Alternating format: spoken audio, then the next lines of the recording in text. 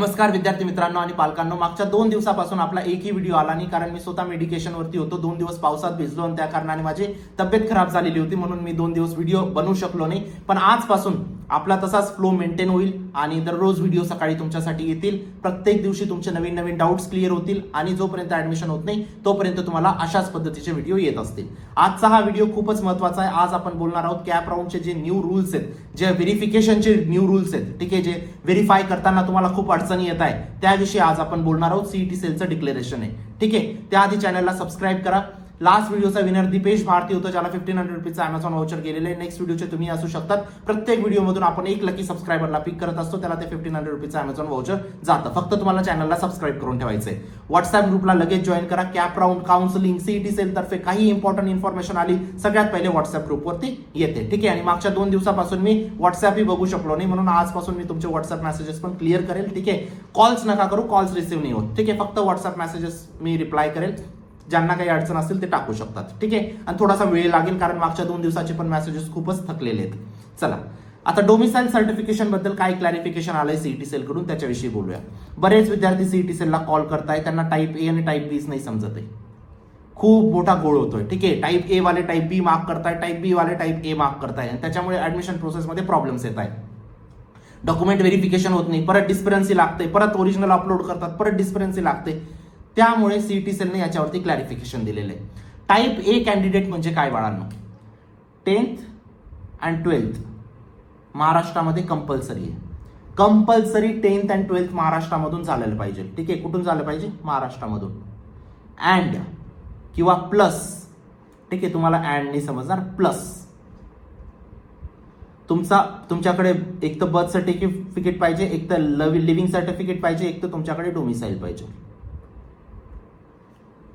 हे मॅन्डेटरी आहे आणि याच्यामधलं एक मॅन्डेटरी आहे. कॉम्बिनेशन दोघांचं पाहिजे. 10th 12th compulsory plus living certificate या बर्थ सर्टिफिकेट किंवा डोमिसाइल. हे किंवा हे किंवा हे. आता भरपूर युट्यूबर्सलाही या गोष्टीची माहितीच नाही. ते काय सांगतात? डोमिसाइल कंपल्सरी आहे, विदाउट डोमिसाइल महाराष्ट्रामध्ये ऍडमिशन होणार नाही, जा तुम्ही, अशा पद्धतीने बोलतात. नाही, असं नाहीये. डोमिसाइल नाहीये ना तुमच्याकडे, काही हरकत नाही, तरी तुमचं ऍडमिशन होऊ शकतं. जर तुम्ही 10वी 12वी महाराष्ट्रातून केली आहे, तुमच्याकडे बर्थ सर्टिफिकेट आहे महाराष्ट्राचं, किंवा तुमच्याकडे लिव्हिंग सर्टिफिकेट आहे महाराष्ट्राचं, किंवा तुमच्याकडे डोमिसाइल आहे, चालून जाईल. तुम्ही टाईप ए मध्ये बुडणार. गोष्ट समजली? इथं काहीच डाऊट नसला पाहिजे तुमचा, है ना. आता टाईप बी. आता काही विद्यार्थी काय असतात, 10th कुठून झालंय सर? कर्नाटकामधून. 12th कुठून झालंय? महाराष्ट्रामधून. नाही चालणार. Compulsory 10th and 12th Maharashtra plus any of this document, okay. Type B काय असतं? टाईप बी मध्ये तुमचं डोमिसाइल पाहिजे किंवा मदरचं डोमिसाइल पाहिजे किंवा फादरचं डोमिसाइल पाहिजे. या तिघांपैकी एकही राहिलं तरी तुमचं ऍडमिशन टाईप बी मधून होतं. तुम्हाला अजून काहीच प्रोड्यूस करायची गरज नाही. तुमचं 10th 12th कुठं झालंय, काय झालंय, कोणीच कोणाला विचारत नाही. फक्त तुमच्याकडे डोमिसाइल असणं गरजेचं आहे. एक तर तुमचं डोमिसाइल ठेवा, एक तर मदरचं डोमिसाइल ठेवा, एक तर फादरचं डोमिसाइल ठेवा, तिघांपैकी एक. आता टाईप ए मार्क केल्यानंतर माझं कट ऑफ कमी होऊन जाईल आणि टाईप बी मार्क केल्यानंतर माझं कट ऑफ वाढून जाईल, असं काही की काहीच फरक पडत नाही. काहीच फरक पडत नाही. हे फक्त डॉक्युमेंटेशनसाठी. पण इथं चूक केली तर तुमचं डॉक्युमेंट व्हेरिफिकेशन होत नाही. गोष्ट समजते? ठीक आहे. आता तुमचं डॉक्युमेंट व्हेरिफिकेशन होऊन जाईल काही दिवसात, 10 तारखेपर्यंत. त्यानंतर 17 तारखेपर्यंत तुमची फायनल मेरिट लिस्ट पण लागून जाईल. त्यानंतर 25 तारखेपासून तुम्हाला ऑलमोस्ट कॉलेज लिस्ट अपलोड करायची असेल, ठीक आहे. आणि ती कॉलेज लिस्ट खूप व्यवस्थित पाहिजे बाळांनो. ती पर्सनल काउन्सिलर कडून बनवून घ्या पर्सनल काउन्सिलिंगच्या बॅचमध्ये. लिंक डिस्क्रिप्शन बॉक्समध्ये टाकली आहे. लास्ट इयर असे खूप सारे विद्यार्थी होते ज्यांचे खूप कमी पर्सेंटाईल पण होते, तरी त्यांना एक चांगलं कॉलेज अलॉट झालेले. का? त्यांनी पर्सनल काउन्सिलर कडून व्यवस्थित प्रिफरन्स ऑर्डर लावून घेतली कॉलेजेसची, ठीक आहे. त्यामुळे त्यांना एक चांगलं कॉलेज अलॉट झालं. असेही खूप सारे विद्यार्थी होते ज्यांचे खूप चांगले पर्सेंटाईल होते, 97 98 पर्सेंटाईल होते, तरी ते 3rd क्लास कॉलेजेसमध्ये शिकताय. का? मुंबईचे काही कॉलेज टाकून दिले, पुण्याचे काही टाकून दिले, नाशिकचे काही टाकून दिले, नागपूरचे काही टाकून दिले, एकही कॉलेज अलॉट झालं नाही. एकहीच झालं नाही अलॉट. ते तुमच्यासोबत नको व्हायला. कारण प्रिफरन्स लावायची आपल्याला. पहिल्या नंबरचं कॉलेज सगळ्यात चांगलं, त्यानंतर 2 नंबरचं थोडंसं कमी, 3 नंबरचं थोडंसं कमी, 4 नंबरचं थोडंसं कमी, 5 नंबरचं अजून थोडं कमी, अशा पद्धतीची प्रिफरन्स लावायची. कारण त्याला प्रिफरन्स लिस्ट म्हणतो. सीईटी सेल काय म्हणते? Preference list. गोष्ट समजते? त्याला व्यवस्थित करायचे. ती आता एक खूप क्रुशियल स्टेप आहे बाळांनो. हे व्हेरिफिकेशन वगैरे तर होत राहतं, पण कॉलेज लिस्ट खूप महत्वाची गोष्ट आहे, ठीक आहे. पर्सनल काउन्सिलर तुमच्या सगळ्या डिटेल विचारतील, कॅटेगरी, पर्सेंटाईल, कोणत्या सिटीमध्ये तुम्हाला जायचंय, कोणत्या ब्रांचमध्ये बघताय, सगळ्या तुमच्या डिटेल घेऊन प्रत्येक कॉलेजमध्ये चेक करतील कुठे तुमचा नंबर लागू शकतो आणि त्यानुसार तुमची लिस्ट बनवतील आणि तीच लिस्ट तुम्हाला सीईटीला सबमिट करायची. मी गॅरंटी देतो तुमचे जेवढे पर्सेंटाईल असतील त्या पर्सेंटाईलनुसार एक चांगलं कॉलेज भेटेल. ठीक आहे, चांगले पर्सेंटाईल, वाईट पर्सेंटाईल 50% काम होतं जे झालंय, आता 50% काम अजूनही बाकी, जे योग्य कॉलेज लिस्ट त्याला व्यवस्थित बना. 100% चांगल्या कॉलेजमध्ये जाण्याचे चान्सेस तुमचे असतात. ठीक आहे, पर्सनल काउन्सिलिंगचे सगळे फीचर्स तुम्ही इथं बघू शकतात. आतापासून तर जोपर्यंत तुमचं ऍडमिशन नाही होऊन जात तोपर्यंत तुमच्या सोबत असतो बाळांनो. सगळे फीचर इथं एकदा बघा आणि त्यानंतर एनरोल करा. ठीक आहे, तुम्हाला एक पर्सनल काउन्सिलर पण अलॉट केला जातो. काही डाऊट आहे, व्हेरिफिकेशन मध्ये काही डाऊट आहे, रजिस्ट्रेशन मध्ये काही डाऊट आहे, एक कॉल करा पर्सनल काउन्सिलरला. ठीक आहे, तर तुम्हाला व्यवस्थित गाईड करतील, तुम्हाला एक चांगल्या कॉलेजपर्यंत पोहोचवण्यापर्यंत तुमच्या सोबत असतील ते. ठीक आहे, COEP, VJTI, Walchand, PICT, VIT, KJ Somaiya, DJ Sanghvi, Thadomal हे तुमचे टॉप टार्गेट कॉलेजेस असले पाहिजेत जेव्हा तुम्ही एक चांगला पर्सेंटाईल जर तुम्ही स्कोर केलेला आहे तर. ठीक आहे, तुमच्या आयुष्याचा प्रश्न, इथं चूक नका करू. इथं चूक केली तुम्हाला 4 वर्षानंतर पण रिग्रेट होईल की मी जर त्यावेळेस चांगलं कॉलेज सिलेक्शन केलं असतं तर आज मला चांगली प्लेसमेंट भेटली असते. असं रिग्रेट तेव्हा नको व्हायला, म्हणून आताच व्यवस्थित कॉलेज लिस्ट बनवा, कॉलेज सिलेक्शन चांगलं करा, आपल्या आई वडिलांचे पैसे वाचवा बाळांनो. ठीक आहे, चला आता बोलूया आपण क्लॅरिफिकेशन बद्दल. सेकंड क्लॅरिफिकेशन जे आहे नॅशनॅलिटी नाही आहे, नॉन क्रिमिलियर बद्दल आहे. नॉन क्रिमिलियर एनसीएल बद्दल क्लॅरिफिकेशन आलेले. आता कालच काय झालं, एका विद्यार्थिनीचा मला म्हणजे काउन्सिलरला मेसेज आला की सर माझं डॉक्युमेंट व्हेरिफिकेशन फेल झालंय. फेल नव्हतं झालं, डॉक्युमेंट व्हेरिफिकेशन सक्सेसफुल झालं होतं, पण त्यांनी काय केलं, ओबीसी मधून ओपन मध्ये कन्वर्ट करून दिलं विद्यार्थिनीला. आम्ही विचारलं का, असं का केलं, आपण डॉक्युमेंट तर सगळे व्यवस्थित अपलोड केले होते ना तू आम्ही सांगितल्याप्रमाणे. ती म्हणे हा सर मी डॉक्युमेंट सगळे अपलोड केलेत, कास्ट सर्टिफिकेट अपलोड केले, कास्ट व्हॅलिडिटी अपलोड केले, नॉन क्रिमिलियर अपलोड केले, तरी फेल झालंय. मग आम्ही तिला विचारलं डिस्परन्सी पाठव, काय काय अडचण काय. त्या डिस्परन्सी मध्ये काय मेन्शन होतं माहितीये, तुमचा नॉन क्रिमिलियरची व्हॅलिडिटी 31 मार्च 2026 पर्यंतची पाहिजे आणि तिची नव्हती, त्यामुळे तिला फेल झालं तिचं डॉक्युमेंट व्हेरिफिकेशन.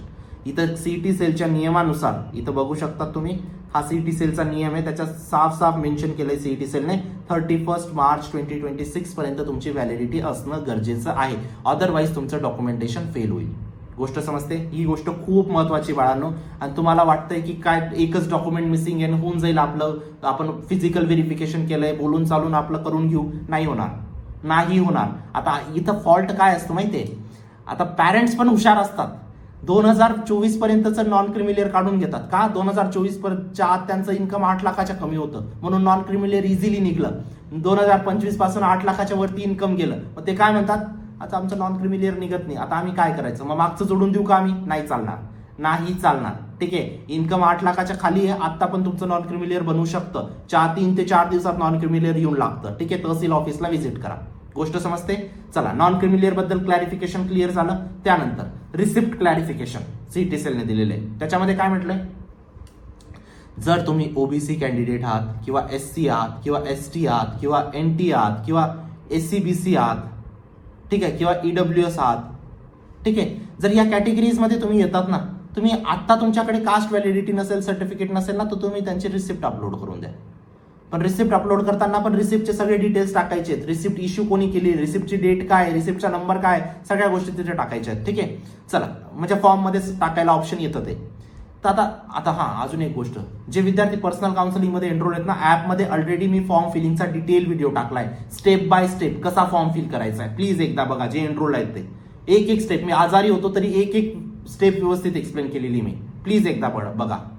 चला, रिसिप्ट तुम्हाला अपलोड करू शकतात, पण राऊंड 1, राऊंड 2, राऊंड 3, राऊंड 4च्या आधी जर तुम्ही ओरिजिनल डॉक्युमेंट, काय म्हणतोय मी, ओरिजिनल डॉक्युमेंट जर प्रोड्यूस करू शकले नाही, तुमचं राऊंड 3 पर्यंत जे पण कॉलेज लागलं असेल, फॉर एक्झाम्पल एससी कॅटेगरीच्या बलबुत्यावरती तुम्ही समजा सीओईपी क्रॅक केला असेल राऊंड 2 मध्ये, ते कॅन्सल होऊन जाईल. तुम्हाला राऊंड 4 मध्ये ओपन मधून ऍडमिशन घ्यावं लागेल. काय होऊन जाईल, ओपन मधून तुम्हाला ऍडमिशन करावं लागेल. ओपन मधून जे डॉक्युमेंट भेटलं, जे कॉलेज भेटलं ते तुम्हाला घ्यावं लागेल. आणि राऊंड 4 पर्यंत थोडे कॉलेजेस कमी होऊन जातात, है ना. कॅप 1 मध्ये खूप जास्त कोटा असतो, कॅप 3 पर्यंत बऱ्याच कॉलेजेसचा कोटा पण भरत आलेला असतो.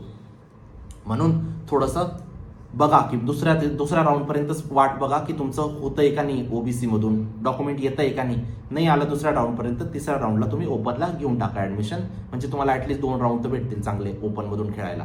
गोष्ट समजते. नाहीतर तुमचं जर तुम्ही प्रोड्यूस करू शकलं नाही, ऍडमिशन ओपन मधून होऊन जाईल. आता बऱ्याच विद्यार्थी काय म्हणतात, आता पहिल्या राऊंडलाच मी कॉलेज बुक करून घेतलं, मग लगेच डॉक्युमेंट अपलोड करावे लागतील. ठीक आहे, कॉलेजला 8 ते 15 दिवसाचा टाइम पिरियड असतो, त्याच्यात तुम्हाला डॉक्युमेंट्स द्यावे लागतात. त्याच्यामध्ये तुम्हाला ओरिजिनल डॉक्युमेंट द्यावं लागेल, अदरवाईज ऍडमिशन कॅन्सल होईल. ठीक आहे, चला तर ओरिजिनल डॉक्युमेंट 4थ्या राऊंड पर्यंत तुम्हाला रेडी ठेवायचे. समजलं? नाहीतर ऍडमिशन होणार नाही, ओपन मधून होईल बेसिकली. त्यानंतर गॅप क्लॅरिफिकेशन, गॅप सर्टिफिकेट बद्दल पण क्लॅरिफिकेशन दिलेलं आहे. गॅप सर्टिफिकेट तुम्हाला आत्ता अपलोड करायचं नाहीये. भरपूर विद्यार्थी टॅब शोधत बसतात, मी गॅप ड्रॉपर आहे तरी मला गॅप सर्टिफिकेटचं ऑप्शनच नाही येते. आत्ता तुम्हाला गॅप सर्टिफिकेट अपलोड करायचं नाहीये. गॅप सर्टिफिकेट तुम्हाला एकदा व्हेरिफिकेशनच्या टायमाला घेऊन जायचंय, कुठं? SC सेंटरला. ठीक आहे, आणि तुम्हाला डिरेक्ट कॉलेजला तिथं द्यावं लागेल, आता गरजेचं नाहीये. गोष्ट समजते? चला नेक्स्ट आहे कास्ट सर्टिफिकेट, कास्ट व्हॅलिडिटी बद्दल क्लॅरिफिकेशन दिलेलं आहे. ठीक आहे, आता बघा, कास्ट सर्टिफिकेट आणि कास्ट व्हॅलिडिटी हे दोघी गोष्टी वेगवेगळ्या असल्या पाहिजे. ठीक आहे, तुमचं भरपूर आता कास्ट सर्टिफिकेट, कास्ट व्हॅलिडिटी कुठून काढताय विद्यार्थी काय माहित नाही. मला कलेक्टर ऑफिस मधून काढून आणलं म्हणे, त्याच्यावरती ना बारकोड आहे. ठीक आहे, त्याच्यावरती ना इश्युइंग बॉडीचा इश्युइंग बॉडी काही म्हटलेली नाहीये. तर ते कसं काय चालेल बाळांनो? त्याच्यामध्ये तुम्हाला सीईटी सेलने साफ पोर्टलमध्ये बारकोड लिहायचा आहे. जर बारकोड नाहीये ना कास्ट सर्टिफिकेट, कास्ट व्हॅलिडिटीवरती, ते चालणार नाही. बारकोड तुम्हाला टाकायचा आहे, टाईप करायचा आहे, मॅन्डेटरी फील्ड आहे, स्टार मार्क आहे. कसं काय पुढे जाणार ऍप्लिकेशन फॉर्म मध्ये? आणि स्टुडंट म्हणतात की नाही आम्ही SC सेंटरला जाऊन बघून घेऊ. नाही चालणार ना बाळांनो. कास्ट सर्टिफिकेट, कास्ट व्हॅलिडिटी व्यवस्थित बघा, त्याच्यावर बारकोड आहे का, नॉन क्रिमिलियरचं डेट बघा, है ना. हे सगळे डॉक्युमेंट, हा तुम्ही SC सेंटरला गेले तरी चालेल, काही प्रॉब्लेम नाही. रजिस्ट्रेशनला पण तुम्ही SC सेंटरला जाऊ शकतात, काही अडचण नाही. ठीक आहे, चला स्क्रुटिनी क्लॅरिफिकेशन बघा बाळांनो. ई स्क्रुटिनी आणि फिजिकल स्क्रुटिनी दोन गोष्टी आहेत. तुम्हाला माझं म्हणणं आहे फिजिकल स्क्रुटिनी चूज करा बाळांनो. मी तुम्हाला रिक्वेस्ट करतो, ई स्क्रुटिनीमध्ये विद्यार्थी खूप त्यांना अडचणी येतात. ठीक आहे, व्हेरिफिकेशन झालं नाही, त्यांना समजतच नाही की काय चूक झालेली आहे. इंग्लिशमध्ये काही लिहून येतं, आता जे पर्सनल काउन्सिलिंग मध्ये ते पाठवतात आम्हाला, आम्ही त्यांना रिप्लाय करतो. जे नाही एनरोल्ड त्यांना काय समजणार आहे स्क्रुटिनीचं डिस्पिरन्सी काय आहे? खेड्यागावातले पॅरेंट्स आहेत, खेड्यागावातले विद्यार्थी, त्यांना नाही समजत या गोष्टी. मग फिजिकल करा ना बाळांनो, 1 दिवसात तुमच्या सगळ्या कामं मिटून जातील ना. 7-8 दिवस वाट कशाला बघायची स्क्रुटिनीची? व्हेरीफाय केव्हा होईल? करा ना तुम्ही हे लगेच, मिटवा ना या गोष्टीला, है ना. फिजिकल स्क्रुटिनी सिलेक्ट करा. बघा एक गोष्ट तुम्हाला सांगतो बाळांनो, टोटल इंजिनिअरिंग कॉलेज 339 आहेत, फार्मसी अराउंड 550 आहेत. ठीक आहे, 339 कॉलेजेसमध्ये मी एका कॉलेजमध्ये 8 ब्रांचेस पण कन्सिडर केल्या. कोणकोणत्या? CSIT mechanical, ENTC civil, EC किंवा तुमची मेकॅट्रॉनिक्स वगैरे. ठीक आहे, किंवा AI वगैरे. 8 ब्रांचेस तर प्रत्येक कॉलेजमध्ये जनरली असतात. 8 ब्रांचेस पण केले तर तुमच्याकडे 2712 ऑप्शन्स येऊ लागतात बाळांनो. आणि 2712 ऑप्शन मध्ये तुम्हाला एक ऑप्शन चूज करायचंय. चॉईस फिलिंग टफ आहे, याला व्यवस्थित करा. ठीक आहे, हे जे 2712 ऑप्शन आहेत त्याच्यामध्ये तुम्हाला एक भेटलं पाहिजे. आणि 2712 मध्ये तुम्हाला फक्त मॅक्स टू मॅक्स 80 ते 90 100 कॉलेजेस टाकायचे कॉलेज लिस्टमध्ये, जी तुमच्या पर्सेंटाईलच्या आसपास असतात.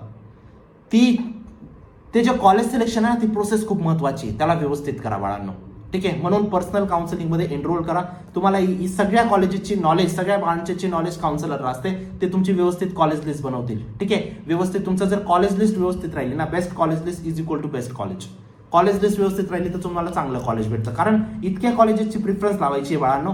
पहिल्या नंबरला कोणतं असलं पाहिजे, दुसऱ्या नंबरला कोणतं, तिसऱ्या नंबरला कोणतं, चौथ्या नंबरला कोणतं. कारण कसं असतं, 5व्या नंबरचं कॉलेज समजा तुम्हाला राऊंड 1 मध्ये लागलं, त्याखाली तुम्ही 200-500 जरी कॉलेज अपलोड केले असतील ना, काही फरक पडत नाही. फक्त दुसऱ्या राऊंडला पहिले 4च कॉलेजेस चेक होते, त्या कॉलेजच्या वरचेच कॉलेजेस चेक होतात.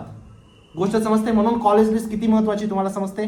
म्हणून व्यवस्थित कॉलेज लिस्ट बनवा, पर्सनल काउन्सिलर कडून बनवून घ्या. तुमच्या आयुष्याचा प्रश्न आहे. ठीक आहे, चांगले पर्सेंटाईल, वाईट पर्सेंटाईल, अजून पण एका चांगल्या कॉलेजमध्ये जाऊ शकतात. ठीक आहे, काही अडचण असेल तुम्ही मला या नंबरवर व्हॉट्सअप करा, कॉल करू नका बाळांनो. कॉल रिसीव्ह होत नाही, प्लीज व्हॉट्सअप करा. ठीक आहे, पर्सनल काउन्सिलर सगळ्या तुमच्या डिटेल विचारेल. या बॅचला तुम्ही अशा विद्यार्थ्यांपर्यंत पोहोचवा जे गरजू आहेत, ज्यांना कमी पर्सेंटाईल आहेत किंवा त्यांना नॉलेज नाही आहे, अशा विद्यार्थ्यांपर्यंत पोहोचवा बाळांनो. ठीक आहे, त्यांना आपल्याला चांगलं कॉलेज किंवा चांगलं डॉक्युमेंट व्हेरिफिकेशन किंवा चांगलं रजिस्ट्रेशन, प्रत्येक प्रोसेसमध्ये त्यांना हेल्प करायची आपल्याला. ठीक आहे, नक्कीच पोहोचवा. व्हॉट्सअप ग्रुपला जॉईन करा, चॅनलला सबस्क्राईब करा. भेटूया नंतरच्या व्हिडिओमध्ये. तोपर्यंत बाय, टेक केअर, थँक्यू.